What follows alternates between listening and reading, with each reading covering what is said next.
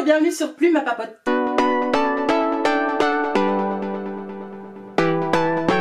Ça fait hyper longtemps que je ne vous ai pas tourné de papote lecture et ici je reviens un petit peu sur mes lectures du mois d'avril avec vous.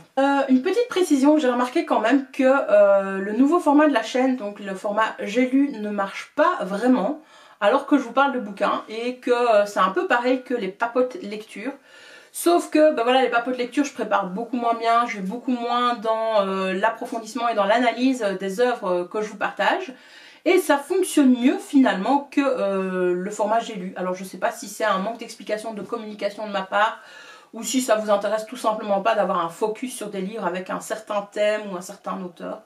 Bref, n'hésitez pas à me dire en commentaire pourquoi la papote lecture ça marche pour vous, mais pas les vidéos J'ai lu. Et si vous ne savez pas de quoi je parle, je vous mets dans le petit i la playlist avec toutes les vidéos J'ai lu qui sont sorties sur la chaîne jusqu'à présent. Qu'est-ce que j'ai lu au mois d'avril et que je ne vous ai pas encore partagé? J'ai lu La demi-pensionnaire de Didier Van Coelaert. Didier Van Coelaert, c'est un auteur que j'apprécie énormément parce que il a l'art d'écrire des contes en fait modernes. Il ne faut pas les prendre comme une vérité vraie. Enfin, il faut accepter dans son univers, je trouve que les choses arrivent sans hasard et avec une certaine poésie et une certaine magie. C'est ce qui s'est passé à nouveau dans La demi-pensionnaire pour moi. J'ai vraiment beaucoup apprécié ce livre au moment de ma lecture. Le seul bémol que j'ai, c'est que maintenant que je dois vous en parler en vidéo, je suis incapable de me rappeler de l'histoire et des personnages. Voilà, je dois faire vraiment un gros effort de mémorisation. Et je suis en train de me dire c'était une histoire d'amour, comme bien souvent dans les romans de Didier Van Coelaert, qui m'a beaucoup plu. Mais voilà, un mois après sa lecture, il n'en reste plus grand chose malheureusement du point de vue de l'histoire. Juste un ressenti très agréable. J'ai lu en livre audio le tome 1 du Sorceleur de Andrzej Sapkowski. Désolée pour la prononciation. Le Sorceleur, comment dire? C'est une saga livresque dont tout le monde parle pour le moment et que tout le monde lit en ce moment étant donné que Netflix a fait une adaptation en série télé.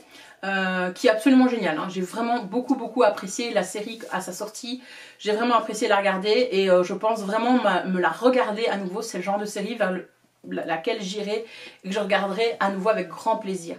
Maintenant il y avait plein de questions que m'avait suscité cette série et donc mon envie de le lire. De lire le livre. Déjà j'ai été extrêmement surprise parce que moi je l'ai lu en livre audio et j'ai cru au départ qu'il y avait un problème avec mon livre audio, qu'il y avait eu un problème de téléchargement. Mais donc le livre n'est pas un roman, c'est une succession de nouvelles. Et au départ tu te dis mais what? C'est quoi ça? Et la première saison de la série en fait c'est l'adaptation de tout le tome 1 plus une des nouvelles dans le tome 2. En gros, hein, en gros. Et bref, c'était vraiment très agréable de retrouver Geralt et tous les autres personnages, même si on ne voit absolument pas Ciri dans ce tome 1. Là, je suis en train de lire le tome 2, ben, je vais vous en parler en même temps d'ailleurs. Je suis en train de terminer le tome 2 aujourd'hui, donc on voit un petit peu Ciri dans le tome 2, mais voilà, il y a eu vraiment un remaniement de la temporalité dans la série. Et donc ça c'est assez surprenant. Il y a également des moments où, vous voyez ce moment quand Geralt rencontre Yennefer dans la série, c'est quand même assez trash, hein, point de vue sexe et tout. Il n'y a pas du tout ça dans le livre. Moi j'étais là en écoutant, je crois que j'étais en train de cuisiner un truc et j'étais là, ah ouais, bah il n'y a pas de corps tout nu, etc. Il n'y a pas d'orgie. Enfin Yennefer est un petit peu moins sulfureuse dans le livre. Enfin elle est sulfureuse dans le tome 2, mais pas comme dans la série quoi. Donc ils ont rajouté certains traits de caractère au personnage. Voilà. Alors au mois d'avril, j'ai lu pas mal de livres assez denses et assez complexes dont je vous ai parlé dans d'autres vidéos, par exemple dans la vidéo J'ai lu, par exemple dans mon week-end, dans mon vlog du week-end à 1000, etc. Et après mon week-end à 1000, j'ai eu besoin de lire des choses ultra rapides et très légères qui me demandaient pas de réfléchir beaucoup et qui me soulageaient finalement mon cerveau tout simplement. Donc j'ai sorti ma liseuse et sur ma liseuse j'ai beaucoup de fantaisie mais j'ai aussi beaucoup de romances en anglais et donc j'ai lu His to Defend. Bon bah je vous mets la couverture, vous voyez de quoi ça va parler quoi, hein. C'était un roman bitlit, voilà, j'ai rien à redire de ce livre, c'était ni bien ni mal, rien de bien particulier, c'était ce que j'avais besoin de lire à ce moment là. Ensuite, j'ai enchaîné sur Riptide, je sais pas comment ça se prononce. C'est le tome 1 de Kismet Cove et j'ai lu le tome 2 également dans la foulée. Je sais pas si je vais trouver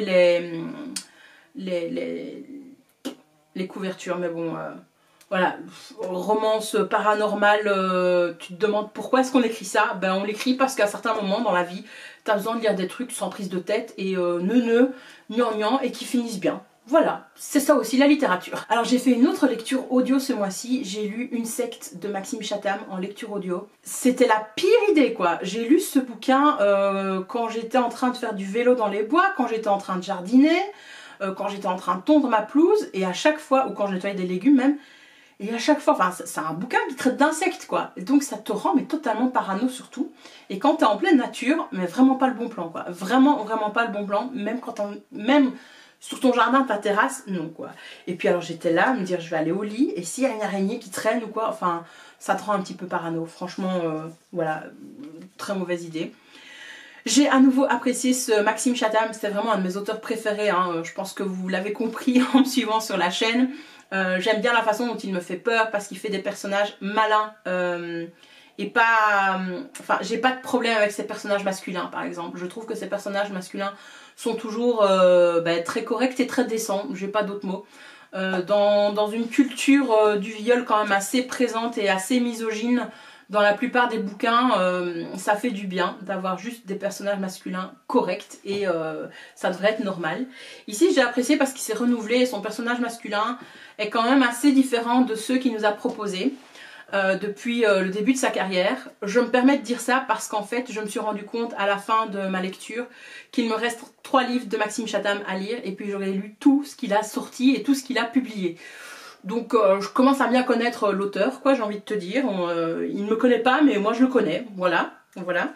Et voilà, Insecte, ça a vraiment bien fait son taf. J'ai vraiment bien apprécié cette lecture. Je ne peux que vous la recommander si vous avez envie de vous faire un petit peu peur avec des insectes. Alors j'ai commencé le livre Shakespeare Local pour faire diminuer ma palle. C'est un livre en anglais qui traite en fait de la ville de Londres via les yeux d'un bâtiment. Je suis qu'au premier chapitre, je l'ai commencé il y a 15 jours, j'ai pas avancé dans ce bouquin, mais je vous en parle maintenant parce que je risque de l'abandonner pour le moment et donc d'oublier de vous en parler, et 2 parce que j'ai envie tout simplement, voilà. C'est un chouette livre et j'apprécie cette lecture typiquement anglaise qui n'est pas traduite malheureusement. Ce que j'apprécie c'est que l'auteur est tellement britannique quoi, il est so British. Donc il y a son livre, il y a son histoire, et puis alors il fait plein de notes de bas de page, sarcastiques, de chez sarcastique, mais à la mode anglaise quoi. Et j'adore ça, j'adore. Je pense que je vais lire ça juste pour ses remarques sarcastiques, et pas du tout pour l'histoire qui nous amène, parce que je me rends compte que ça m'intéresse pas trop. Mais c'est peut-être parce que je l'ai commencé à un moment donné où j'avais besoin de lecture plus légère, et ça c'est un petit peu quand même plus fouillé, c'est pas un truc très léger. Et donc comme je me rendais compte que j'avançais pas dans ce livre et que ça m'énervait, je me suis dit continue à lire de la romance. Et le mois passé j'avais lu le tome 16 de la Confrérie de la Dague Noire, je vous en avais parlé je pense d'ailleurs sur la chaîne. Donc là j'ai lu le tome 17 que j'ai dû lire en anglais parce qu'il était moins cher en anglais qu'en français. Voilà, moi payer 12,99 € un livre numérique c'est non quoi, non. Je veux bien que chaque chose doit avoir son juste prix et qu'il faut rétribuer les gens de manière correcte. Mais un livre numérique à 12,99 €, c'est niet, ça passera jamais, je l'achèterai jamais. Donc je l'ai acheté en version américaine. C'était vachement moins cher, enfin 5 € le livre numérique c'est le maximum que je puisse faire quoi. Sauf si c'est un petit auteur qui s'auto-édite etc, là je veux bien mettre plus, mais c'est qu'un livre numérique quoi, hein. Tu l'as pas après, tu peux le partager avec personne, tu le lis une fois et puis voilà quoi, t'es 13 € quasiment, c'est foutu. Donc pour la Confrérie de la Dague Noire, je peux pas vous expliquer l'histoire du tome 17 hein, puisque c'est le tome 17. Je vous rappelle, c'est un univers fantastique, donc dans notre société actuelle, sauf qu'il y a des vampires qui vivent en parallèle et que ces vampires ne veulent absolument pas être découverts par les humains. Le petit problème, c'est qu'ils sont en guerre contre la société des éradiqueurs qui a juré d'éradiquer tous les vampires. Donc ça c'est le pitch de départ et dans chaque tome on suit en fait un des membres de la Confrérie de la Dague Noire et dans la découverte de sa relation amoureuse. Donc chaque tome correspond à un couple. Plus ou moins vers le milieu de la série, il y a un glissement de paradigme et de valeurs dans cette société des vampires qui est assez intéressante et c'est pour ça que je continue à lire cette saga parce que sinon c'est très neuneux et très patriarcal, hein. La société des vampires, très patriarcale, mais ils introduisent un changement.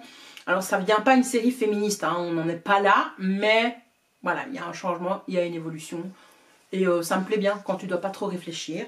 Et donc là-dessus, qu'est-ce que je me suis dit? Je me suis dit, ah bah tiens, t'avais acheté la saga spin-off de la confrérie de la Dague Noire, ça s'appelle l'héritage de la Dague Noire, voilà, en français, et j'avais acheté le tome 1 lors d'une promo, donc ça s'appelle Baiser de sang, et puis bah, j'ai enchaîné avec Pacte de sang, le tome 2, et Rage de sang, le tome 3, le tome 4 sort au mois de mai, je vais le lire parce que voilà, j'ai envie d'être à jour sur cette saga, je lis le tome 4 qui sort au mois de mai, et je suis à jour sur cette saga, voilà.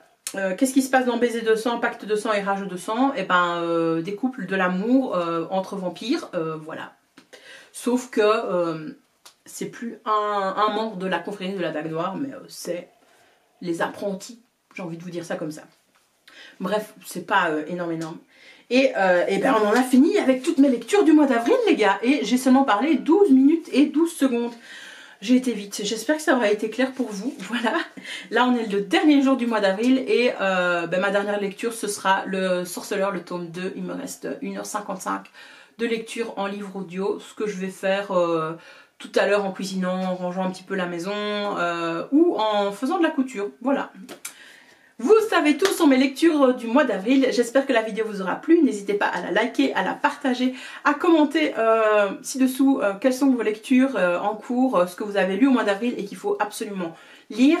Merci d'avoir regardé la vidéo jusqu'au bout et d'être toujours de plus en plus nombreux à vous abonner. N'oubliez pas de vous abonner d'ailleurs, c'est vraiment un très grand soutien pour moi. Et je vous dis à la prochaine, merci et bye bye.